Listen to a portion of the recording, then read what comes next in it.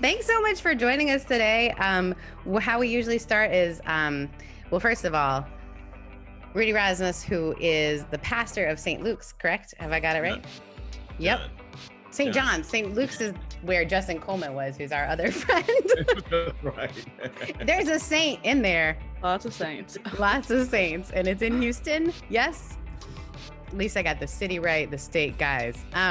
Also an author, also someone who's been doing incredible work of making space for people, particularly during the time of COVID and during the time as we've been talking about racial reconciliation, and just an incredible pleasure, someone whose career I've been following for a really long time. So it's so fun to have you on here. We start by asking kind of an easy question. So this is a podcast about making space both literally and figuratively. So the question that we think is easy, but people seem to stumble sometimes is, where is one of your favorite spaces and why? I'm a beach cat. You can tell by the beard, right? Venice Beach is the guess. Yeah. If I were to see that beard, I would say Venice Beach. Yeah, but I just love beaches all over the world, and I've hit as many as I can, and it's been a good journey. You got one that you like in particular? It doesn't have to be your favorite, because favorite is like the hardest word. Well, I hate that word. My really favorite beach is Aruba. Oh, excuse me, Aruba. That's on my list. I get there twice a year and have for the last 20 years. Wow. Yeah. You're doing something right. The Lord is looking upon you. The Lord has favor on you. Yeah. Yeah. But I've been hustling a long time. I was hustling before I got to ministry, so I didn't look to ministry to make a life for me. Now, what did you do before ministry? I don't know. I was on the dark side for most of my adult life. Owned and operated a little motel in the hood. We rented out rooms by the hour, which meant I was connected to all facets of the trade, and did that for a long time. Matter of fact, I did it until my second year of ministry. I ran that business. Well, the Lord forgives. It's fine. It's fine. I mean, that's one option for field ed. I mean, that's field ed. You better have got credit for that. Yeah, but it was an interesting spot, and I learned a lot about humanity there. I started in my early 20s and left in my mid 30s, and it was kind of it was something I was kind of raised to do, though. I was kind of raised by a father who believed in free trade, if you can imagine. Yeah. So we had a few really counterproductive businesses in the hood, and when my life changed, I walked away from them. That had to be hard, leaving. It was. Ultimately came back to them, though, and converted that motel to a drug treatment facility. Wow. Talk about making spaces. And ran it as a drug treatment facility for probably another 15 years or so. So it redeemed. A lot of my life and journey has been about redemption. I did a lot of crap on the other side, and I felt for a long time that I kind of needed to work it off. Kind of like time, and did, and got to the point where I realized that it had already been worked off. Yeah. That's kind of, what am I working for? We, our church has a saying, you're already loved by God. It's like the starting point. So why are you still working on it? Because I think people get stuck in, it's really hard to hear what we fear. And so we fear God, and we think we have to keep working for God and working for the mission or whatever it might be. We're not actually that's not a relational situation. That's my boss. You're still hustling. That's right. Yeah. And it took me a while to get to the point where I knew for a fact that I could experience that love. But once I did, I just kind of moved forward. But it's been like I say, man, I'll say this throughout the day. It's been quite a journey. Well, and I think the journey is what enabled you to be able to even do the drug rehabilitation in general, right? Like if you didn't know the business, if you didn't have the connections to the people who needed the treatment, Yeah. it would have never happened. Yeah. And I knew the business. I knew Mhm. the I think people. sometimes we make the space we need. We Yeah. needed, you know, we Mhm. needed that. We know what our people need and want. And so often we don't realize, like so many pastors that I know haven't experienced a lot outside of wanting, like whenever I meet someone who I ask, did you want to be a pastor? And they said, since I was a kid, I'm like, probably not my kind of person. Wow, Oh, since they were a man. kid. Yeah. Yeah. Because you've just not experienced much of life. You know, I went straight from college to grad school, but I never thought I would be a pastor. So it was like I was more shocked than anybody Yeah. that I Yeah. was doing. You know, my wife has a saying basically, it's not our gifts that bring us to ministry, but our pain. Mm. And out of that pain, we find a way to help others. And that's really what this thing has been about for me. You know, I've been working through my crap, man, for a long time. I'm 64 right now. I turn 65 in a few weeks, and it's you know, I'm amazed that I'm still alive. You I know, was, I was we yeah. should then change the shift of the podcast to talk about your skin regimen because 65, are you kidding me? You know, the word says black don't crack, man. It's yeah. The worst. I had a woman I went to seminary with, and I'm not exaggerating. I wasn't trying to be kind. I loved her, but we were standing next to each other, and she said something. It was my birthday, and I said, "I'm turning 24," and she's like, "Oh, my oldest is 24." And I looked at her, and I had never heard black don't crack, and I said, "There is no how old? I thought you were like most 30." And she's like, "Baby, I'm 55." And I just like my whole face didn't know what to do. And then she literally had to pull her ID out because I was that like I thought this woman was lying to me. She said, "Baby, you're gonna have to learn black don't crack." She's like, "We don't get a lot of blessings in this world." She's like, "Life is hard for us, but we Well, get good skin." She's like, "My melanin well, does well in the sun. Yours does not." right. Fair Yeah, man. enough. Fair Oh, enough. As you've no. been working through this stuff, one of the things like it's been so fun for me knowing your work and seeing what you're doing and inspiring because you've turned the church, I want to say almost inside out. Yeah. Like you're not asking people to come into the church necessarily. They may get there, but a lot of the work that you guys have been doing has been about like even providing in the very beginning care for folks who were most affected by COVID. Can you talk a little bit about how that happened, where you started making that space? Has that been since the very beginning of your? How long have you been at that church? This is gonna be year 30. Yeah. So You we hear that, started. bishops? 30 years is when it gets good. Keep going. I don't pay those folk any attention. It's Oh. yeah. It's I was sent to do something, and from the moment I set foot on the place, I knew it was a place that God had really ordained for Juanita and I, and we've been kind of rolling in that direction from very beginning. But I'll tell you how it really worked. So September '92 we started, and we started serving a hot meal one a week, and before we knew it, we were serving 500 a day to homeless people. And we just did that for about 22, 23 years. And along the way, we moved into a lot of other service areas. One, in the 90s, 93, 94, we started helping people who were impacted by HIV AIDS, Right. and just really welcoming people into the mix who were positive. Ended up with this large demographic. Then we welcomed people who were recovering from addiction, and people who were still in the midst of addiction, and that was a large group that came. And then we welcomed. We always welcomed homeless folk, into the room.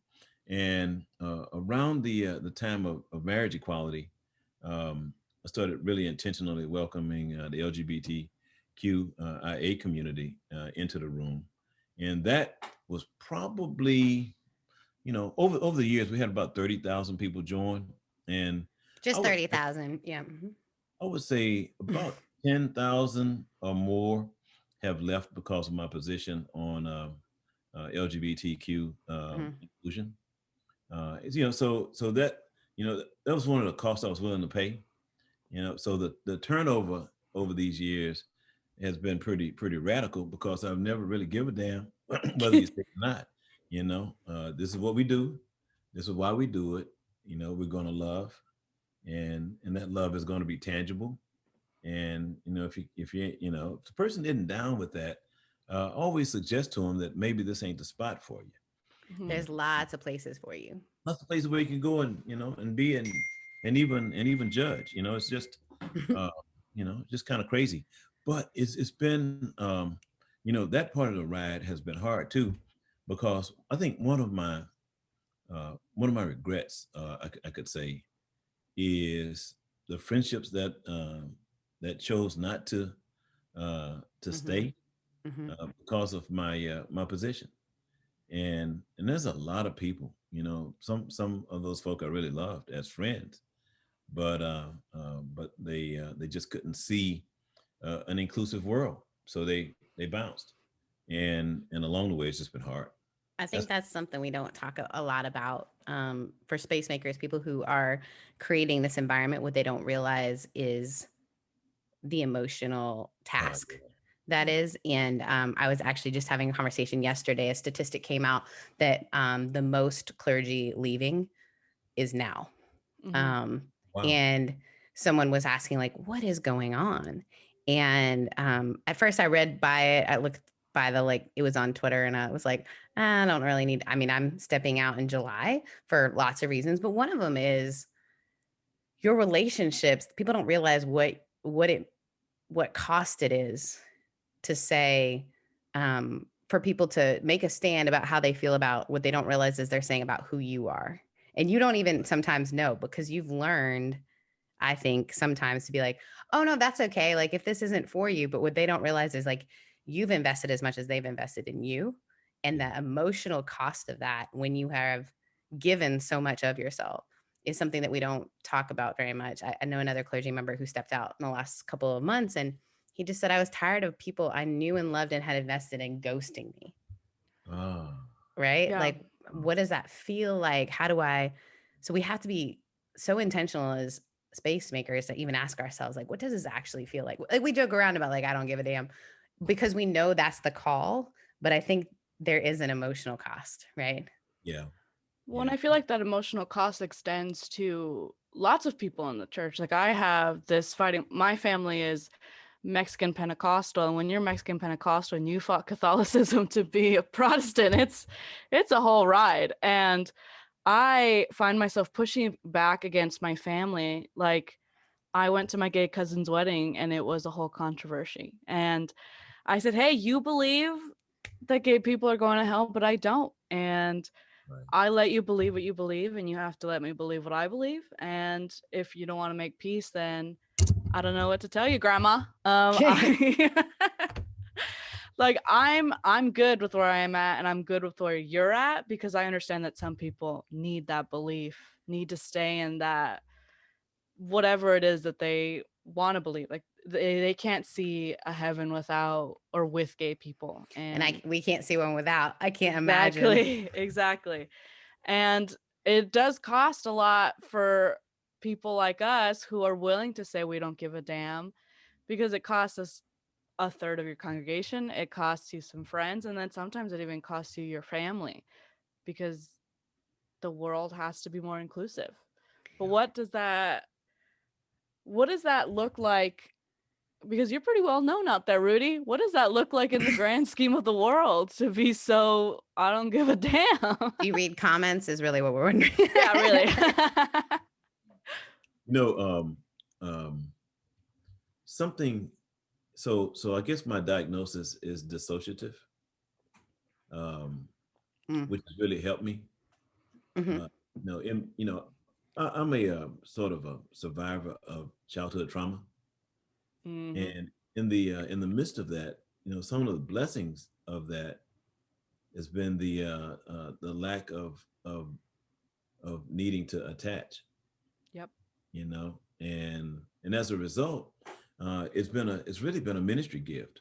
So I can dissociate pretty easily, from people who ain't rolling with me. Mm. Now people, the several hundred folk who have worked with me over the last 30 years would say, man, that dude is hard to work with, you know? Lanicia said you were great. So just so you know. Yeah, yeah. But and she probably even had moments, where because in the midst of, and this is something I'm learning though, and I'm really learning this at this point in my life. So my first maybe 25 years of ministry, uh, I'm I'm I'm driving pretty hard and killing people around me, working tirelessly, damn near kill my wife in the process, just moving uh, fast and with great intensity all the time, with the goal of helping people. Mhm. Along the way, the casualties, are the people who were really there for the right reason and doing the right thing, but just burned out as a result. And I have multiple times over the years, just burned out. And to the point where, it all rolled up on me 3 years ago, to one day of contemplating just killing myself. Mhm. And I sat in a coffee shop and I thought about it. I called a close friend in Atlanta who I know had survived all kinds of crap. And I called him and I said, "Hey man, I think this is the day." And he gave me some good advice. One piece of advice was, have you spoken to Juanita yet? That's a And really that's good what piece of Dang advice. it. Dang it. and I said, no, I haven't. And I called her next, and she got my therapist on the line, and I went to see her that day. I went to see my therapist that day, and from that day of contemplating suicide, I really began to lean into a new way of living, Mhm. um, and since then I have really taken a turn. I think towards the better. I think what it did for me, one, it released the it released my identity from what I do. Nice. Mm. Yeah. Yeah, and for a lot of people in ministry, their total identity is wrapped up in what they do. And we don't know it all the time because it's very seductive, and it eases up on you. But before I knew it, I had really fallen completely into that and just And I needed think to. other people want that for you too. I mean, I think, yes, it is in us too, but I Yeah, think other people don't recognize that they're doing that. In fact, they were like, no, no, I'm different. I just want to be your friend. And you're like, yeah, but that's not, that's not really what you want. Like you say it, you don't mean it. yeah. And that's I think that's how I differentiate friendships. If it's utilitarian, it's not friendship. Mm. Mm. No, if it's transactional, it's not friendship. And if we're commodifying this relationship, then it's something else. But I'll tell you what really led up to that. Probably 3 weeks before Hurricane Harvey hit Houston, we were insolvent. My entire organization was probably 90 days from bankruptcy completely. That's churches, nonprofits, everything, as a result of, Been there. yeah, of a couple of decisions my colleagues had made. And I co-signed those couple of decisions, which meant it was mine. Mhm. And I've always been that kind of leader. I'm a gang leader. I mean, I lead from the center of the room, not Mhm. from the periphery, not from the front. You know, Same. so, yeah, yeah. So in the midst of it, I assumed total responsibility for what was happening, and what I had not really considered was the level of shame I had internalized as a result of the loss that we were about to experience. and and and not until I guess a few weeks later, Harvey hit Houston, sank the city. My close friends who are in the entertainment business, you know, sent me some millions, and we turned the corner. Now, are those close friends? Does one of them have a hive of humans involved? One of them has a hive of humans. I mean, who can claim that? We can't. Yeah, There is man, no Sarah hive, but there is a Bay hive. for sure. But yeah, but she's been amazing over the years. Beyonce used to sing in our choir when she was a little girl. Yeah, she talks about that. I have a friend who is absolutely a Beyonce huge fan. Yeah. And was really struck by that learned in the church. In this one interview, talked about singing in the choir, and that's where. Yeah. Just over the years, we have done some really crazy stuff all over the world together. You know, from Africa to Ethiopia and all points in between. Just been good. And right here in Houston, right now, during the pandemic, we were providing and still are providing support to about 2,000 families a week. Food, supplies, you name it. We just passed out 1.5 million in cash to 1,500 families. That's amazing. $1,000 at a time for those impacted by the freeze. And right now, we are getting ready to turn our church campus, everything but the sanctuary. We set the sanctuary aside. We're going to turn the entire campus into a housing development for young adults aging out of foster care. Now you are talking my language. Like, I literally have goosebumps. That's like some of the work I'm looking at pursuing, is working with development companies to figure out how do we use the spaces that we have in a way that is, I think, most honoring to the divine. And for me, it's like, are we helping people? Because the church, it used to be, and I hate used to be, but churches used to be the center place where people could find help and healing and wholeness, and not a concert. And then it became the place that you went for a concert and like maybe a good word, maybe. And I love that. I love that idea of like, what do we do to become the thing that's most helping people, not just their souls, but their actual lives, and the foster system. I just saw, I don't know, yesterday I was reading an article about a girl who got adopted at 19. And she had to wait till 19 because the person who adopted her was her social worker, right? Oh. So she had to wait. And so this girl, her whole life has changed. And not only has her whole life changed, but she just graduated from high school and is entering a program to become a foster care worker. Like, she wants to be a social worker and do the work that she does. And to me, that's like those stories. I mean, we need the Beyoncés of the world. Absolutely. And she's changing lives, but someone like that who's on the ground, whose life has been impacted by the foster care system. And we don't teach the skills learning. We've had a couple of friends and are part of our community, Josie Nice community. We have a bunch of social workers. I don't know what that says about us, but they talk a lot about the foster program and how painful it is because there aren't resources once you're done. Yeah. And we've seen that. And, we were thinking, so we've invested millions on this campus over the years. The building that we're getting ready to convert, we actually developed it about 20 years ago as a school for kids with HIV. And we ran that school for 10 years, from 2000 to 2010. But, drug therapy's changed the way people live with AIDS. I mean, Magic Johnson, if it's taught us anything. Right. It was a death sentence. I remember when we heard that Magic Johnson had, and it was HIV, and we just thought, oh my gosh, it's going to go to full-blown AIDS, and that's it. Because all we'd known was a death sentence. And now, you're right, there's so much drug therapy, and it changed. So we have this building, and then early on in the in Destiny's Child's career, they built on their first hit, No No No. You were like, yes. No.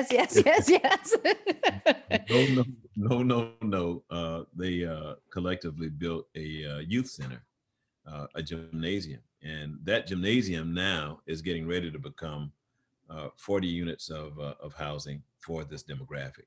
So it's gone full circle, and it's been good. You know, our first housing development in downtown, she and Tina, her mom, were the sort of our first investors, and so we built a 40 unit apartment building Mhm. across the street from the church, and from there, now we're getting ready to build our fourth uh, across the street from the church, also on land we purchased for 100 units. So we have 140 people right now that live on a campus every day, and if I tell you, it's a rough spot. I can't wait to come see it. I really can't. Everybody in the building had to have been homeless for at least a year before moving in. So there's a lot of Savory folk. it's very savory. Yeah. I Lot mean, of I'll tell you, spice. Rudy, I grew up in the throes of the Latin prosperity gospel, Oh yeah. where it it really did ruin kind of my faith. Like looking back now, like when I started my process of deconstruction and then coming back, it was a whole process. But a lot of it was looking at like the head pastor at my childhood church and thinking like, you have this giant house, Mm, but this is like a little church in the hood. Like right. we're all poor over here and you have this giant house. Like there's no elder board. There's like, you're the one that's getting paid here. Right. And there's no community programs. The most we did was have people knock on doors and invite them to church. That was Ugh. the extent of the outreach. And once I hit high school and you had to get volunteer hours or whatever, I just hit the ground running because I was like, this is what you told me to read, this Bible, and this is what I'm reading. Like, I'm supposed to be doing the work, but then more and more you see churches, and I would venture to say the majority of churches, 90% of churches that are not doing the work in the community. And that has to be, from your perspective, that has to be infuriating to some extent, right? To like be the one. Yeah. You know, one thing um in so my dissertation a couple of years ago was on the intersection of Black millennials and organized religion. Okay. And in that, one of the real question I was trying to answer was what is the real reason for the decline Mhm. interest in church attendance, to participation, the whole bit. And you know what I found was at the core of it was the core challenge was a prosperity gospel. Yes. Mm-hmm. Yes. You know, because you figure your generation has looked at a promise that literally hadn't been kept based on the words religious people used Mm-hmm. to supposedly manifest that for everybody. But like you say, it only manifested for a very few, Yep. which really meant that it was probably game, you Mm-hmm. know. Mhm. So it's been interpreted as game now, and a generation has walked away. Yep. And as we approach it again, so you figure that these guys who really built these mega institutions built it on Essex Kenyon's sort of his theology, his New Thought theology, Mhm. that Father Divine, Daddy Grace, Reverend Ike.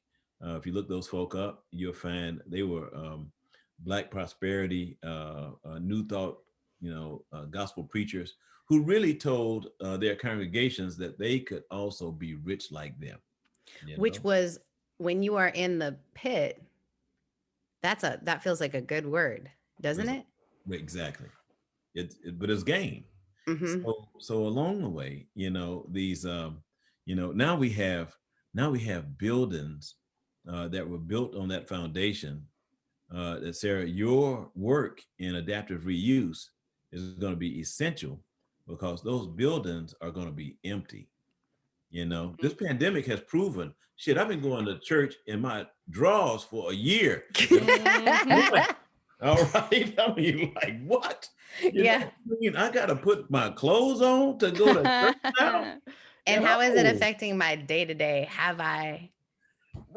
Have I like, wait a minute, is this something I need to do? And I think we were all on a rhythm and a pattern of, well, I go to that building and I check that box off. Now I've done church. I've checked in with God. We're okay for a week. I'll Right. check back in with God in a week. And I Right. think the thing that drives me nuts is when people talk about, and I'm sure in your research you looked at this as well, like millennials and those below are the most generous Oh, financial generations that have ever existed, but they will not give to that which they don't see helping. And I Nope. think what we know and what's difficult and what you experienced was the burnout that comes from trying to do both and. Like, yeah. I want to care for those people who want us to get out there in the community and do all that. And yes, yes, yes. But the constant, am I doing enough? Right. So you're a guy who's, you have done 10 years of helping kids that had HIV. I mean, that's incredible. And yet we still can't feel like it's enough. Like, it's always coming for us. It's always not enough. And that's in a weird way, it's another prosperity. It's different, but it's like, are we ever doing enough for the people who need us to do more and be more? And I think there is something beautiful about the both and. Like, what is your thing? Like, every church that I'll talk to, there, we don't have enough to do the thing. And I'm like, no one's asking you to do all the things. You're not going to be able to, you couldn't have predicted that someone would drop millions of dollars in your lap. No, couldn't have That, had. Couldn't have. mm-mm. And and those millions have, um, all of the money hadn't come from one person. No. We've raised 100 million over the last 30 years for causes, and in the midst of that, I mean, there are a lot of very generous people in this world who can see the need in front of them Mm-hmm. and will move towards that need. And that's we've just been like recipients of grace as a result, and have passed that grace on to the people around us. And it's been a man, we've got a great community. And you're reaching out to that community, and not just because I want you to go to this church. One of the things I've fought hardest, and I know you do too, is it's kind of the United Methodist mentality that you can put any pastor anywhere. And you're Oh yeah. like, no, because that's not your community. You don't know it. It's going to take you a while to get to know it. Do you love it? Do you feel the affinity? You knew that area because you had a hotel full of folks who were experiencing need. And Right. so you knew that need in a way that we can serve. I call it serving at people. Mm. Yeah. Like, I want to do ministry at you instead Right. of like, let me just Right. come and tell you what you need. I'm going to Yeah. do it at Yep. you. Cause it's Mhm. like the sexy thing. Like, I'm going to make you a little bag full of things and then like pass it on a stick toward you. But it's Yeah. like messy. Like, you have people who have been homeless for over a year living in your house during COVID. Like, Boy, I'm Yep. telling you, that place is exciting. From As a matter of fact, we have one property that's a 15 unit property we built several years ago, and this one is dedicated to chronic inebriates.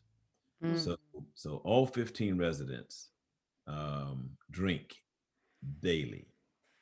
They can't drink in public. They can't drink in the public space. They can't drink with their neighbor. They can drink alone in their room. ooh. It's called wet shelter. Mhm. And if I tell you, we have seen behaviors modify as a result of being in community. You know, you want to come out and hang out, and you can't bring your bottle with you. You come out and hang out, Mhm. and subsequently, you start seeing some modification in how. Choices. Right, right. But the key in that is how we do community, and all of those folk are welcome in this church experience any given day, and all don't take us up on it, but but our commitment is not to proselytize uh in the midst of our service. so Mhm. so we proselytize, and I always told my team from day one, the way we proselytize is through unconditional love. Mm. And if a person loves you, they will follow you to your house. All right. And Yes. we have seen that happen 30,000 times. that's the piece of the puzzle that I think the church is just not wanting to understand, right? Is like, you can't, this whole idea, I have been talking to a couple of friends who were very passionate about the homeless situation in Los Angeles and California in general. And we've talked about, like, we dream up these like centers and whatever. And the first thing that comes up is how churches always try to do a homeless outreach, but it has to be dry. You have to be sober 72 hours. And I think, like, how, pardon my French, how the fuck are you going to be sober on the streets? Like, I know, I'd be drinking. Virtually impossible. yes. And it's been proven, studies have been done, these things have been like tested with Housing First, and still the church does not want the image issue, right?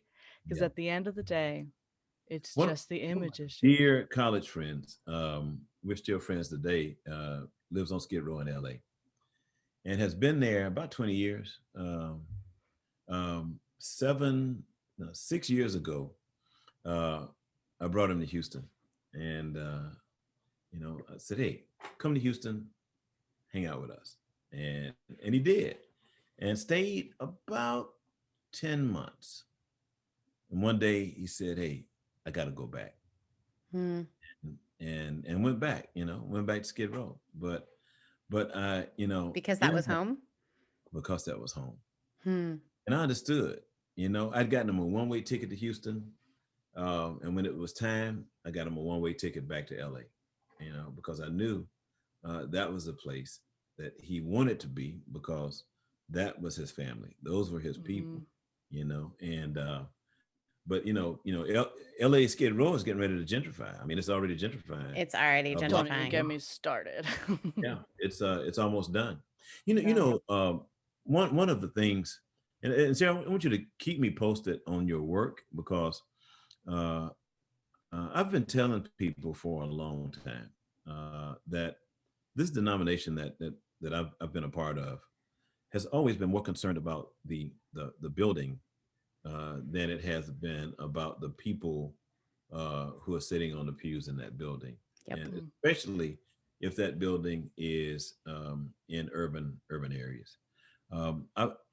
We're going to take our sanctuary, and we're in the process right now of converting it to a coffee shop, and that's the entire sanctuary.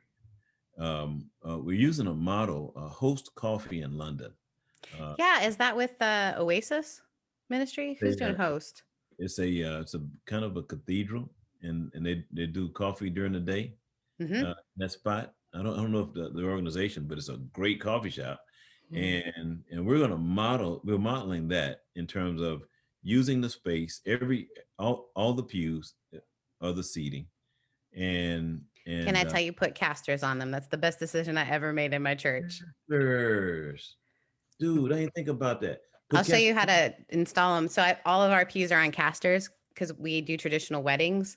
So one day I was just in there and I was like, I'm tired of everybody looking at me, because that says something, right? It says, you're the keeper of the knowledge. You have the God stuff. And I was like, they need to look at each other, because we were having like profound moments and everyone's facing forward. Like, it's just not. So I wanted everyone to be able to face each other, but I knew that we needed the finances of being able to rent the space out for weddings, and people want that traditional forward facing thing. So I got these locked casters. I'll send you the link.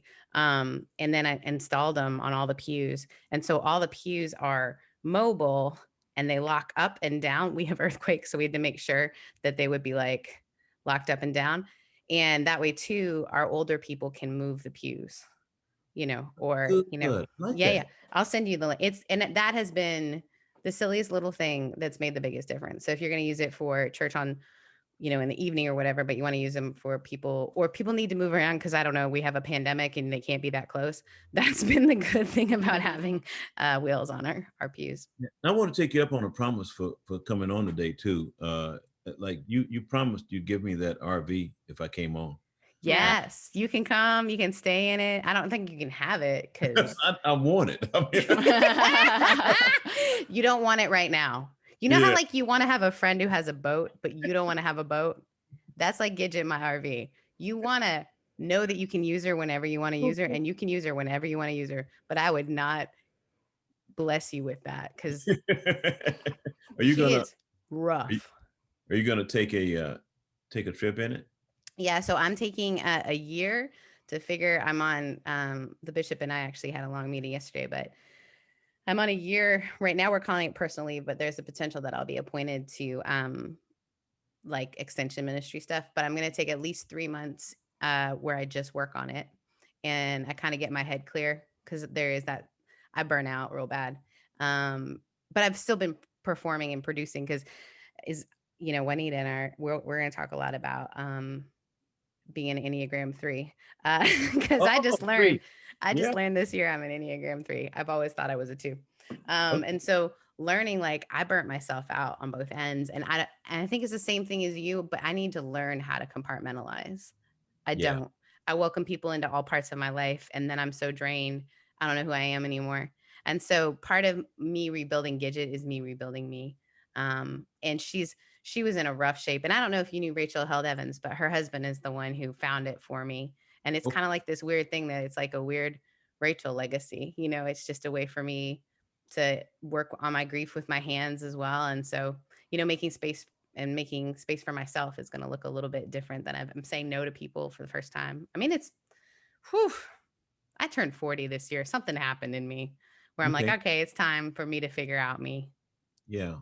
She is one person that I every now and then you hear about people that you hate you didn't meet, Mm, you know, yeah. because everybody I know knew her.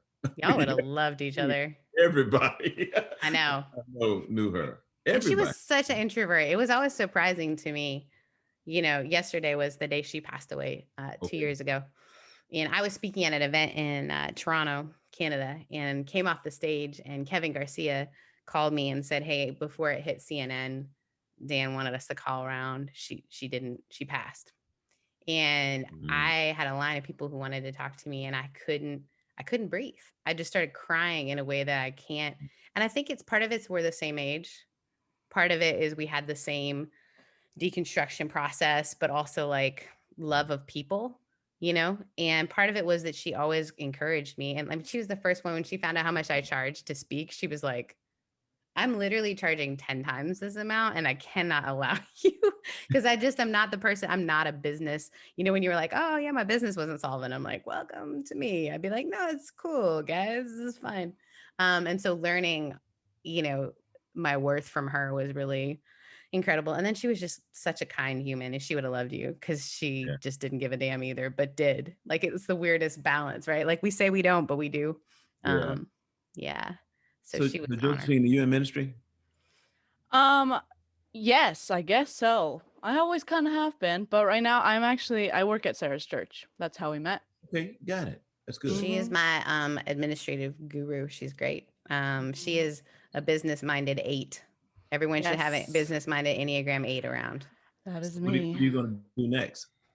So I'm actually going to get my master's in modern art history. I Okay. have a huge passion for how the arts transform lives and how they're completely inaccessible to people like me. I grew up in an immigrant community.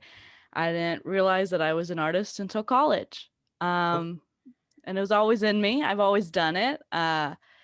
And so I think that there's great societal change that can be started through art. Something as simple as a flag flown that says a man was lynched today, you know, that powerful impact and that's art. Like people don't always want to see the facts, but they'll always see the art. You'll always see the art.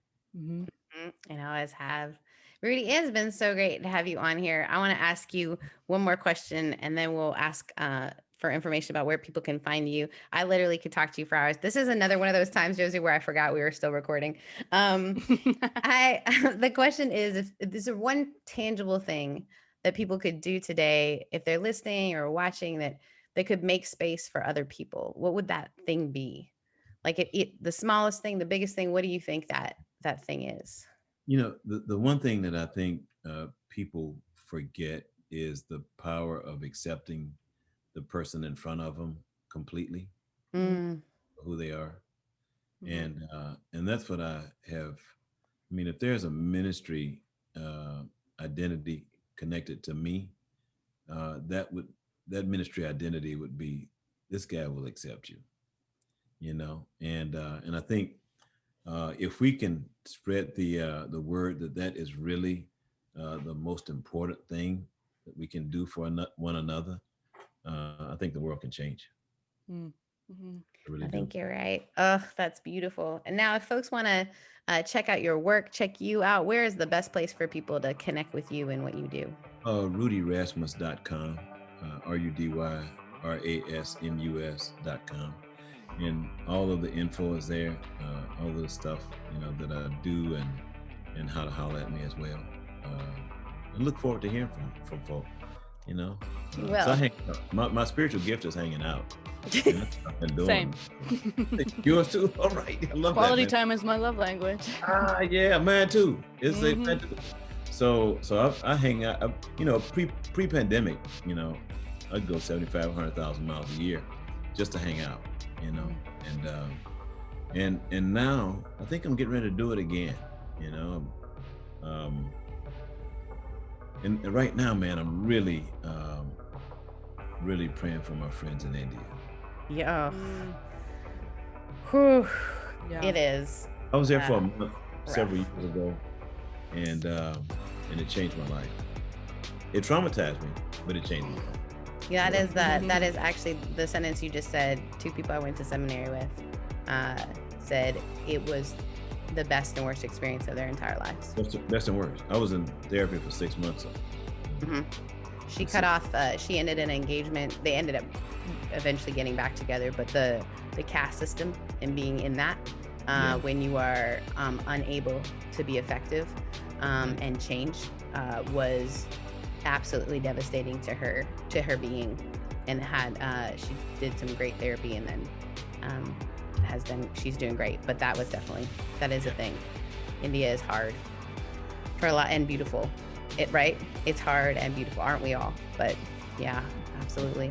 Josie, where can folks So good hanging out find with us? y'all. Oh my gosh, so good Yeah. to have you. Are you kidding? It was so good, and I cannot wait to come hang out with you. Josie, where can folks find us? Well, first of all, you can find us on makingspaces.com. You can find us on Instagram at Making Spaces Podcast. You can find Sarah at Rev Sarah Heath on Instagram, and you can find me at Josie Takes the World. Josie Takes the World. I love it. The world. And we'll catch you next week, where we will be Saving a space for you. Bye. Bye.